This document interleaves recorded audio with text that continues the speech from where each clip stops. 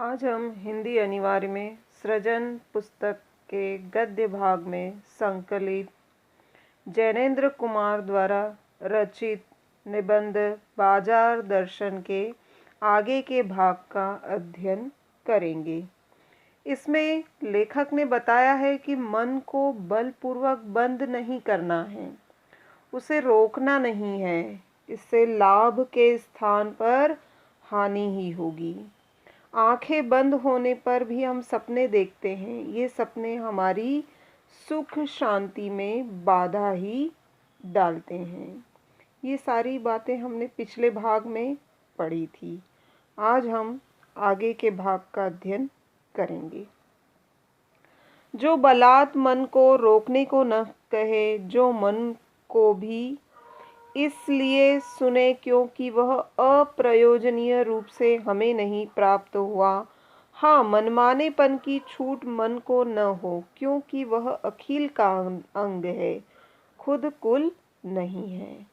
यहाँ पर लेखक कहते हैं कि मनुष्य को मन किसी विशेष उद्देश्य को लेकर दिया गया है। मन का होना निरुद्देश्य नहीं है, यानी बिना किसी प्रयोजन के नहीं है। अतः मन की बात भी सुननी चाहिए। यद्यपि मनुष्य को मन किसी विशेष उद्देश्य को लेकर ही दिया गया है, लेकिन मन को अनियंत्रित होने की छूट नहीं होनी चाहिए। यहाँ पर लेखक ने बताया है कि मन संपूर्णता बोधक यानी संपूर्णता के प्रतीक ईश्वर का ही एक अंग है, किंतु वह अपने आप में संपूर्ण नहीं है। इसलिए मन को न तो बांधना है और न ही अनियंत्रित छोड़ना है। यहाँ पर लेखक ने मन के बारे में गंभीर परिचय दिया है। उन्होंने बताया कि मन का होना बिना किसी प्रयोजन के नहीं है, उसे रोकना या मनमानी करने की छूट, दोनों ही बातें मनुष्य के हित में नहीं है। पड़ोस के एक महानुभाव रहते हैं, जिनको लोग भगत जी कहते हैं, चूरण बेचते हैं। यह काम करते करते जाते उन्हें कितने बरस हो गए। यहाँ पर लेखक एक उदाहरण के द्वारा स्पष्ट कर रहे हैं कि उनके पड़ोस में एक भगत जी नाम के व्यक्ति रहते थे और वे चूर्ण बेचने का कार्य करते थे, और यह कार्य करते हुए उन्हें कितने ही वर्ष हो गए, लेकिन किसी एक भी दिन चूरण से उन्होंने 6 आने पैसे से ज़्यादा नहीं कमाए। चूरण उनके आसपास का सरनाम है। इस व्यवसाय से वे प्रसिद्ध हो गए, उनका नाम ही इस प्रसिद्ध नाम से जाना जाने लगा और खुद लोकप्रिय है, और इस व्यवसाय से वे बड़े लोकप्रिय है। कहीं व्यवसाय का गुर पकड़ लेते तो उस पर चलते तो आज खुशहाल क्या माला माल होते।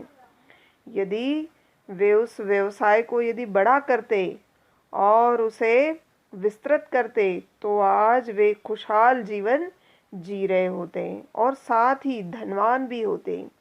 क्या कुछ उनके पास नहीं होता। यानी इस व्यवसाय से वे इतना पैसा कमा लेते हैं कि उनके पास सुविधा के सारे साधन होते। इधर 10 वर्षों से मैं देख रहा हूँ कि उनका चूर्ण हाथों हाथ बिक जाता है। लेखक बताते हैं कि पिछले 10 वर्षों से मैं उन्हें देखता हूँ कि वे जब चूर्ण बेचने के लिए निकलते हैं तो उनका चूर्ण हाथों हाथ बिक जाता है, यानी बहुत कम समय में बिक जाता है। पर वह न उसे थोक देते हैं, न व्यापारियों को बेचते हैं। वे अपने चूर्ण के इस व्यवसाय में चूर्ण को न तो इकट्ठा देते हैं और न ही किसी व्यापारी को बेचते हैं और न ही कोई ऑर्डर लेते हैं। बंधे वक्त पर अपनी चूर्ण की पेटी को लेकर घर से बाहर हुए नहीं कि देखते देखते 6 आने की कमाई हो जाती। इस व्यवसाय से उनका उद्देश्य केवल 6 आने की कमाई करना थी, और वे जैसे ही बाहर निकलते कुछ ही क्षणों में उनकी 6 आने की कमाई हो जाती। लोग उनका चूर्ण लेने को उत्सुक जो रहते थे, लोग भी उनके द्वारा बनाए गए चूर्ण को लेने के लिए उत्साहित रहते थे। चूरण से भी अधिक शायद वह भगत जी के प्रति अपनी सद्भावना का दे देने को उत्सुक रहते थे। चूरण खरीदने से ज़्यादा वे भगत जी के प्रति अपनी अच्छी भावना को व्यक्त करने के लिए उत्सुक रहते थे। पर 6 आने पूरे हुए नहीं कि भगत जी बाकी चूरण बालकों में मुफ्त बांट देते। इस व्यवसाय को करते समय वे केवल 6 आने कमाते थे। इतने पैसे आने के बाद वे शेष बचे हुए चूरण को फ्री में ही मुफ्त में बांट देते थे। कभी ऐसा नहीं हुआ कि कोई उन्हें 25वां पैसा भी दे सके। ऐसा कभी भी नहीं हुआ कि कोई उन्हें इससे ज़्यादा कमाई दे सके। कभी चूरण में लापरवाही नहीं हुई। उनके इस व्यवसाय में कभी भी लापरवाही नहीं हुई। कभी रोग होता तो मैं उन्हें नहीं देखा है और न ही उन्हें किसी प्रकार का कोई रोग होते हुए मैंने देखा। और तो नहीं, लेकिन इतना मुझे निश्चय मालूम होता है कि इन चूरण वाले भगत जी पर बाजार का जादू नहीं चल सकता।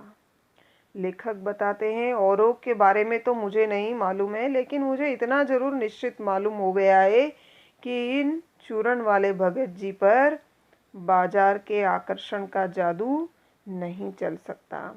कहीं आप भूल न कर बैठिएगा, इन पंक्तियों को लिखने वाला मैं चूरण नहीं बेचता हूँ, जी नहीं। ऐसी हल्की बात भी न सोचिएगा।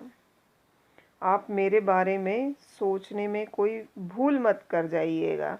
क्योंकि मैं इस पंक्ति को लिख रहा हूँ तो मैं कोई चूरण बेचने का कार्य नहीं करता हूँ, तो मैं ऐसी हल्की बात करूँगा।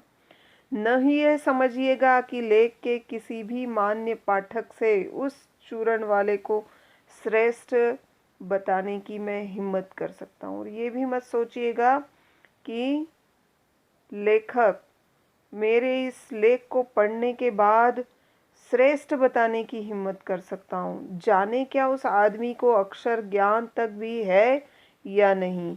बड़ी बड़ी बातें उसे मालूम क्या होगी। हम आप न जाने कितनी कितनी बड़ी बातें जानते हैं। इससे तो यह हो सकता है कि वह चूरण वाला भगत हम लोगों के सामने एकदम नाचीज आदमी हो। लेखक कहता है कि उसको यह नहीं पता कि चूरण वाले सीधे और सरल भगत जी जो कुछ पढ़े लिखे हैं कि नहीं, ज्ञान की बड़ी बड़ी बातें उनको पता भी होगी कि नहीं। बड़ी बड़ी बातें जानने वाले लेखक या पाठक की दृष्टि में चूरण वाला जो भगत जी है वह एक मामूली आदमी हो सकता है, लेकिन स्वयं को पाठकों की तरह विद्वानों के स्तर का व्यक्ति मानता है। लेखक स्वयं को पाठकों की तरह विद्वानों के स्तर का व्यक्ति मानता है, लेकिन वह मानने को तैयार नहीं कि उसे मामूली आदमी भगत को वह प्राप्त है जो हम लोगों को प्राप्त नहीं है। यहाँ पर लेखक बताते हैं कि बड़ी बड़ी बातें उसे क्या मालूम होगी। हम आप न जाने कितनी बड़ी बातें जानते हैं। इससे तो यह हो सकता है कि वह चूरण वाला भगत हम लोगों के सामने एक नाचीज आदमी हो, एक मामूली आदमी हो, लेकिन आप पाठकों की श्रेणी का सदस्य होकर मैं यह स्वीकार नहीं करना चाहता हूँ कि उस अपदार्थ प्राणी को वह प्राप्त है जो हम में से बहुत कम शायद लोगों को प्राप्त है। यहाँ पर लेखक ने बताया है कि लेखक यह मानने को तैयार नहीं है कि वह मामूली आदमी भगत को वह प्राप्त है जो लेखक के स्तर के लोगों में बहुत कम लोगों को प्राप्त है। भगत पर बाजार के आकर्षण का प्रभाव नहीं होता है, उस पर बाजार का जादू वार नहीं कर पाता है। माल बिछा रहता है, उसका मन अड़िग रहता है। पैसा उसके आगे होकर भीख तक मांगता है कि मुझे लो, लेकिन उसके मन में पैसे की दया नहीं समाती है। लेखक यहाँ पर बताते हैं कि भगत जी पर बाजार के आकर्षण का प्रभाव नहीं पड़ता है। बाजार में जो सारी चीजें हैं वह वैसी की वैसी रह जाती है। पर भगत को वे खरीदने के लिए लालायित नहीं कर पाती है। उसका मन उनको लेने के लिए नहीं ललचाता है। पैसा स्वयं उससे निवेदन करता है, उसके पास आना चाहता है, परंतु भगत उसको लेना नहीं चाहता है। वह निर्मम व्यक्ति पैसे को अपने आहत गर्व में बिलकता ही छोड़ देता है। ऐसे आदमी के आगे पैसे की व्यंग शक्ति कुछ भी नहीं चलती होगी। क्या वह शक्ति कुंठित होकर सलज्ज ही न हो जाती होगी? लेखक बताते हैं कि पैसा का आग्रह निवेदन भी उसको द्रवित नहीं कर पाता है ना। और वह उसे निर्ममता पूर्वक अस्वीकार करता है। मैं बड़ा शक्तिशाली हूँ, मैं अत्यंत आकर्षक हूँ।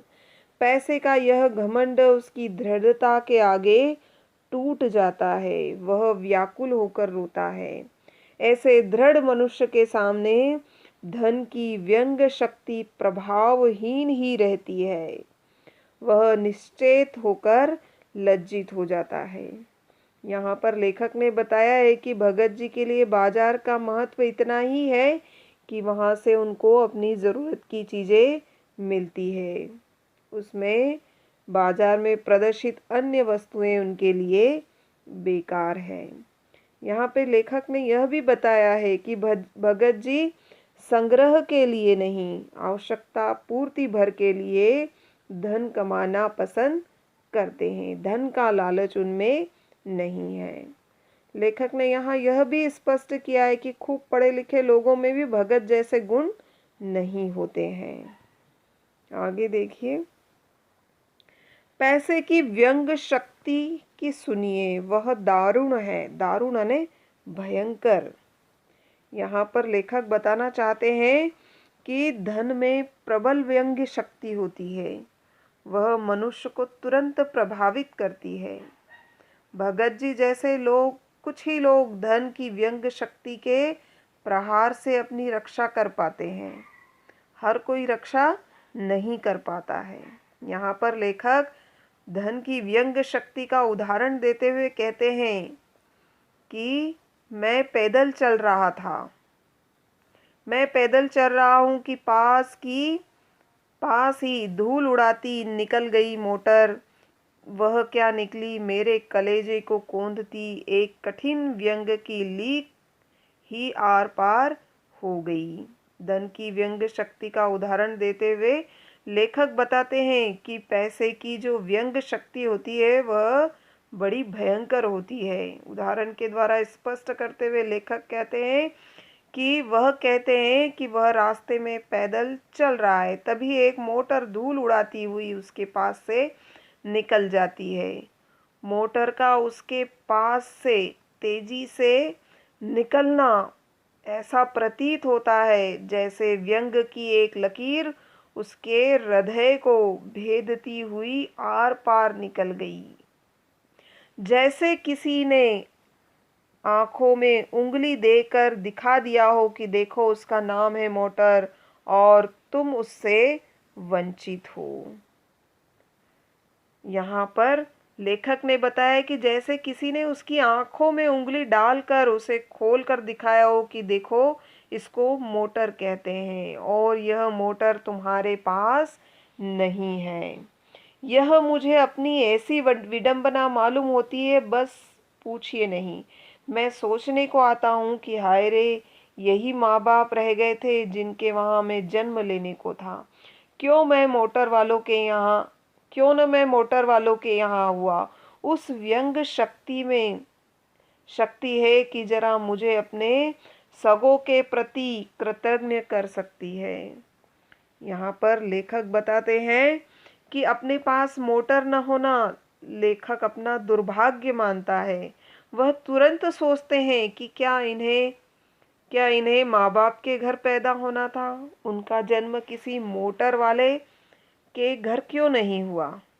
यह व्यंग इतना शक्तिशाली है कि व्यक्ति थोड़ी ही देर में अपने सगे संबंधों के प्रति कृतज्ञता को भी भुला देता है और उनके प्रति पराया हो जाता है। लेकिन क्या लोक वैभव की यह व्यंग शक्ति उस चूरण वाले अकिंचित कर मनुष्य के आगे चूर चूर होकर नहीं रह जाती? चूर चूर क्या, कहो पानी पानी। लेखक बताते हैं कि संसार की यह धन की जो व्यंग शक्ति है, उस चूरन बेचने वाले मामूली से व्यक्ति के आगे चूर चूर होकर रह जाती है। चूर चूर ही क्या, पानी पानी होकर रह जाती है। अर्थात पैसे की व्यंग शक्ति का प्रभाव चूरन बेचने वाले भगत जी पर नहीं पड़ता है। आगे देखिए, तो वह क्या बल है जो इस तीखे व्यंग के आगे अजय ही नहीं रहता, बल्कि मानो उस व्यंग की क्रूरता को भी पिघला देता है। अब लेखक यहाँ पर विचार करते हैं कि वह शक्ति क्या है। वह ऐसी कौन सी शक्ति है जो धन की व्यंग शक्ति के आगे भी वह अजय नहीं हो पाता है, बल्कि अजय तो उसे पराजित तो कर ही देता है धन की व्यंग शक्ति को, लेकिन उस व्यंग शक्ति की कठोरता को भी पिघला देता है। उस बल को नाम जो दो, पर वह निश्चय उस तल की वस्तु नहीं है जहाँ पर संसारी वैभव फलता फूलता है। यहाँ पर लेखक बताते हैं कि धन में व्यंग की प्रबल शक्ति होती है, किंतु चूरण वाले भगत जी पर उसका वश नहीं चलता है। वह उससे अप्रभावित रहकर बाजार से केवल जरूरत की चीजें खरीदते हैं। उनके मन के बल के सामने धन का यह व्यंग बल अप्रभावी रहता है। तो लेखक यहाँ बता रहे हैं कि उस बल को किसी भी नाम से पुकार सकते हैं, परंतु वह इस संसार की चीज नहीं है। इस संसार में धन ऐश्वर्य का मान होता है, वह कुछ अपर जाति का तत्व है और उसे पाने के लिए लोग ललचाते हैं। किसे पाने के लिए? धन को पाने के लिए। और उसके लिए वे क्या करते हैं? कर्म और अकर्म करते हैं, अच्छे कार्य भी करते हैं और बुरे कार्य भी करते हैं। वह शक्ति किसी अन्य वर्ग से संबंधित है। लोग उसे स्पिरिचुअल कहते हैं। लोगों ने इस तत्व को आध्यात्मिक कहा है, इसको आत्मिक, धार्मिक, नैतिक कहते हैं। इसे वे आत्मिक, धार्मिक और नैतिक नामों से पुकारा करते हैं। मुझे योग्यता नहीं है कि मैं उन शब्दों में अंतर देखूं और प्रतिपादन करूं। लेखक शब्दों के झमेले में यहाँ पर पढ़ना नहीं चाहता है। वे कहते हैं कि शब्दों में अंतर देखने और उनको स्थापित करने की योग्यता उनमें नहीं है, वे विद्वान नहीं हैं। मुझे शब्द से सरोकार नहीं, मैं विद्वान नहीं हूँ कि शब्दों पर अटकूं। मुझे शब्दों से कोई मतलब नहीं हूँ, मैं कोई विद्वान नहीं हूँ कि शब्दों के अर्थ पर ध्यान दूं। लेकिन इतना तो है कि जहाँ तृष्णा बटोर रखने की स्पृहा है, स्पृहा नहीं इच्छा, वहाँ उस बल का बीज नहीं है। लेकिन इतनी बात तो निश्चित मानने योग्य है कि जिस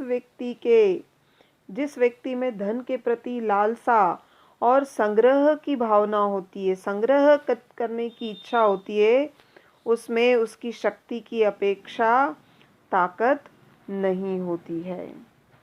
वहाँ उस बल का बीज नहीं, बल्कि यदि उस बल को सच्चा बल मानकर बात हो जाए तो कहना होगा कि संचय की तृष्णा और वैभव की चाह में व्यक्ति की निर्बलता ही प्रमाणित होती है और निर्बल ही धन की ओर झुकता है।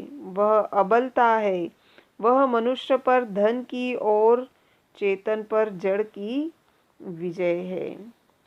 लेखक बता रहे हैं कि यदि इस नैतिक बल को यदि सच माने तो धन संग्रह करने की लालसा और ऐश्वर्य पाने की इच्छा से सिद्ध होता है कि वह व्यक्ति कमजोर है और आत्मिक बल के अभाव में कमजोर मनुष्य ही धन के पीछे दौड़ता है और यह मनुष्य की क्या है? निर्बलता है, कमजोरी है। यह मनुष्य पर धन की जीत है। यह बौद्धिकता पर विचारहीनता की जीत है। यहाँ पर लेखक ने बताया है कि धन के मनुष्य पर प्रभाव को लेकर लेखक ने आत्मचिंतन किया है। लेखक ने बताया है कि जिनमें नैतिक बल होता है वही धन के आकर्षण से बच पाते हैं। धन के पीछे दौड़ना मनुष्य की क्या है? कमजोरी है। तो यहाँ पर लेखक ने इसी ओर संकेत किया है। एक बार चूरण वाले भगत जी बाजार चौक में दिख गए। मुझे देखते ही उन्होंने जय जय राम किया। मैंने भी जय राम कहा। उनकी आंखें बंद नहीं थी, न ही उस समय वह बाजार को किसी भांति कोस मालूम हो रहे थे। राह में बहुत से लोग, बहुत बालक मिले, भगत जी द्वारा पहचान जाने के इच्छुक थे। भगत जी ने सबको हंसकर पहचाना, सबका अभिवादन लिया, सबको अभिवादन किया। इससे तनिक भी यह नहीं कहा जा सकेगा कि चौक बाजार में होकर उनकी आंखें किसी से कम खुली थी, लेकिन भौचक्के हो रहने की लाचारी उन्हें नहीं थी। व्यवहार के में पैसों पेश उन्हें नहीं था। खोए खोए से खड़े वह रह जाते थे। भांति भांति के बढ़िया माल से चौक भरा था। चौक ने बाजार का चौराया। उन सबके प्रति अप्रीति इस भगत जी के मन में नहीं थी। बाजार में जितनी भी वस्तुएं थी वे देखते हुए बढ़ते चले जा रहे थे। उन बाजार की वस्तुओं के प्रति उनके मन में तिरस्कार का भाव नहीं था, बल्कि उनके प्रति प्रेम का भाव था। जैसे उस समूचे माल के प्रति भी उनके मन में आशीर्वाद हो सकता था। वहाँ जितनी भी वस्तुएं थी उन वस्तुओं के प्रति उनके मन में कोई दुर्भावना नहीं थी, विद्रोह नहीं, कोई विरोध नहीं था। प्रसन्नता ही भीतर उनके अंदर प्रसन्नता ही दिखाई दे रही थी, क्योंकि कोई रिक्त भीतर नहीं है, क्योंकि उनका मन भरा हुआ है, उनके मन में खालीपन नहीं है। देखता हूँ कि खुली आँख, तुष्ट और मग्न वह बाजार चौक में से चलता चले जाते। राह में बड़े बड़े फैंसी स्टोर पड़े रह जाते। कहीं भगत जी नहीं रुकते हैं तो एक छोटी सी पंसारी की दुकान पर रुकते हैं। वहाँ से दो चार अपने काम की चीज़ें ली और चले आते हैं। बाजार से हट पूर्वक विमुखता उनमें नहीं है, लेकिन उन्हें जीरा और काला नमक चाहिए था, तो सारे चौक बाजार की सत्ता उनके लिए अभी तक है, तभी तक उपयोगी है। जब तक वहाँ जीरा मिलता है, ज़रूरत भर से जीरा वहाँ से ले लिया, फिर सारा चौक उनके लिए आसानी से नहीं के बराबर हो जाता है। वह जानते हैं कि उन्हें जो चाहिए जीरा नमक, बस इस निश्चित प्रतीति के बल पर शेष सब चांदनी चौक का आमंत्रण उन पर व्यर्थ होकर बिखरा रहता है। चौक की चांदनी दाएं बाएं भूखी की भूखी फैली रह जाती है।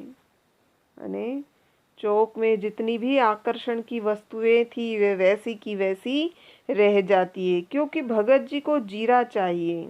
वह तो कोने वाली पंसारी की दुकान से मिल जाता है और वहाँ से सहज भाव से ले लिया गया। इसके आगे आसपास अगर चांदनी बिछी रहती है तो बड़ी खुशी से बिछी रहे। भगत जी उस बेचारी का कल्याण ही चाहते थे।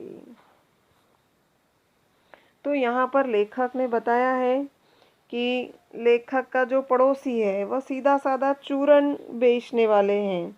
वह बाजार के बाहरी और दिखावटी चमक दमक से प्रभावित नहीं होता। बाजार का महत्व उनके लिए इतना है कि वहाँ से उनको अपनी आवश्यकता की चीज़ें मिलती है। वहाँ पैसे की जो विचारहीन अमानवीय दौड़ है उससे वह अप्रभावित रहते हैं। यहाँ पर लेखक ने बताया है कि बाजार में अपनी आवश्यकता का ज्ञान हो जाने पर हो जाने पर जाना ही फिजूल खर्ची से बचा जा सकता है। लेखक ने भगत जी का उदाहरण देकर बाजार की उपयोगिता बताई है। यहाँ मुझे ज्ञात है कि बाजार को सार्थकता वही मनुष्य देता है जो जानता है कि वह क्या चाहता है, और जो नहीं जानते वे क्या चाहते हैं अपनी परचेसिंग पावर के गर्व में अपने पैसे के केवल एक विनाशक शक्ति, शैतानी शक्ति और व्यंग की शक्ति ही बाजार को देते हैं। यहाँ पर लेखक कहते हैं कि बाजार जाने वाले को यह ठीक से पता होना चाहिए कि उसको किस वस्तु की ज़रूरत है। वह यह जानने वाला व्यक्ति बाजार को एक महत्वपूर्ण उपयोगी संस्था बनाने में सहायक होता है। जो मनुष्य अपनी आवश्यकता की चीज़ों का जिन्हें सही ज्ञान नहीं होता है, वे बाजार जाकर अपनी क्रय शक्ति का घमंड दिखाता है तथा अनाप शनाप गैर जरूरी चीज़ें खरीद डालता है। वह बाजार की उपयोगिता को भंग करके उसे हानि पहुंचाता है। उसके कारण बाजार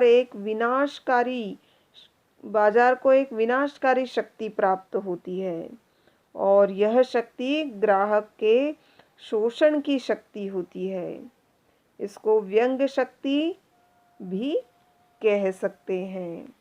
न तो वे बाजार से लाभ उठा सकते हैं, न बाजार को सच्चा लाभ दे सकते हैं। लेखक बताते हैं कि ऐसे लोग बाजार से लाभ नहीं उठा पाते हैं, और न ही इस तरह के ग्राहक बनकर बाजार एक उद्देश्यपूर्ण संस्था बना पाते हैं। ऐसे लोग बाजार का बाजारूपन बढ़ाते हैं। वे लोग बाजार का बाजारूपन बढ़ाते हैं, अर्थात बाजार को चीज़ों के अनुचित प्रदर्शन और विज्ञापन द्वारा उन्हें खरीदने के लिए ग्राहकों को बाध्य करने का स्थान बना देते हैं,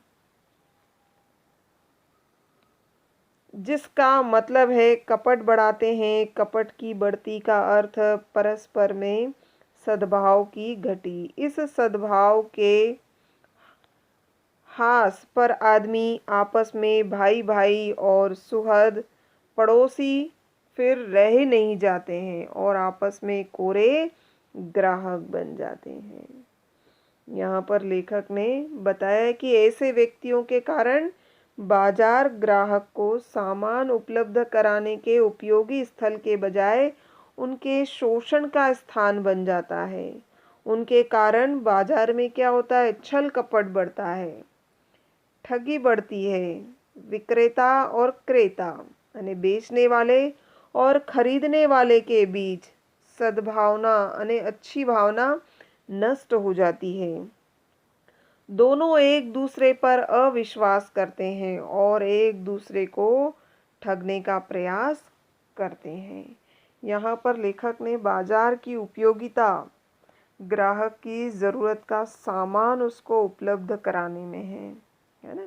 लेकिन ग्राहक को ललचा कर सामान बेचना, उनको ठगना और ग्राहक द्वारा पैसे के बल पर अनावश्यक चीज़ें खरीदना अनुचित है, क्योंकि दोनों ही प्रकार क्या होते हैं? बाजार की सार्थकता को नष्ट करते हैं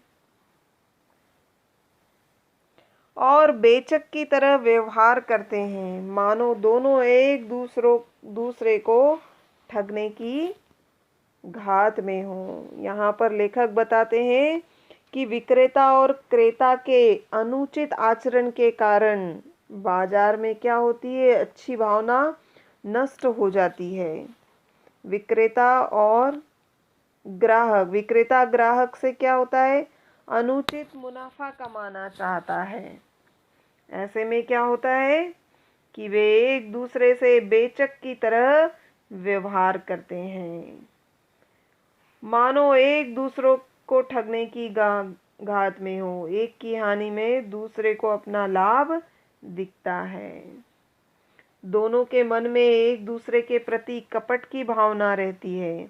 दोनों एक दूसरे को ठगना चाहते हैं। ऐसी दशा में उनमें एक ही रिश्ता बनता है और वह रिश्ता है केवल ग्राहक और विक्रेता का। ऐसे बाजार को बीच में लेकर लोगों में आवश्यकता का आदान प्रदान नहीं होता, बल्कि शोषण होने लगता है। ग्राहक को हानि पहुंचाकर विक्रेता तथा विक्रेता को धोखा देकर ग्राहक लाभ उठाने की चेष्टा करते हैं।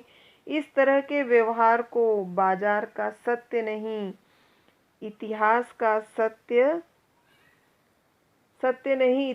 का सत्य भी माना है ना। इस प्रकार का बाजार आवश्यकताओं की मांग पूर्ति का स्थान नहीं रह जाता है। कपट सफल होता है, निष्कपट शिकार होता है। ऐसे बाजार मानवता के लिए विडंबना है और जो ऐसे बाजार का पोषण करता है उसका शास्त्र बना हुआ है वह अर्थशास्त्र सरासर ओंधा है। वह मायावी शास्त्र है। वह अर्थशास्त्र अनीति शास्त्र है। यहाँ पर लेखक बताते हैं कि ऐसे बाजार मनुष्यता के दुर्भाग्य को जन्म देते हैं। अर्थशास्त्र लाभ हानि की गणना करके मांग पूर्ति का सिद्धांत सुझाकर बाजार के शोषक प्रणाली को मजबूत बनाता है। लेखक की दृष्टि में वह अर्थशास्त्र है ही नहीं, वह उल्टी सीख देने वाला और छल कपट सिखाने वाला शास्त्र है। उसको शास्त्र नहीं अनर्थ शास्त्र कहना ठीक है। वह नीति की नहीं अनीति की शिक्षा देने वाला शास्त्र है। यहाँ पर लेखक ने बाजार लोगों की आवश्यकताओं को पूरा करने के लिए गठित हुआ है। धनोपार्जन का बाजार का उद्देश्य नहीं है। धन अर्जित करना बाजार का उद्देश्य नहीं है। बाजार में मुनाफा कमाने की नीति सिखाने वाला शास्त्र अर्थशास्त्र कहलाता है, किंतु बाजार की उद्देश्य को क्षति पहुंचाकर वह अनर्थशास्त्र बन जाता है। तो यहाँ पर लेखक की जो भाषा है वह तत्सम शब्द प्रधान भाषा है। उन्होंने संस्कृत के शब्दों का प्रयोग भी हिंदी भाषा के साथ किया है। यहाँ पर लेखक की जो निबंध लिखने की शैली है वह विचारात्मक शैली है। ठीक है, बहुत बहुत धन्यवाद।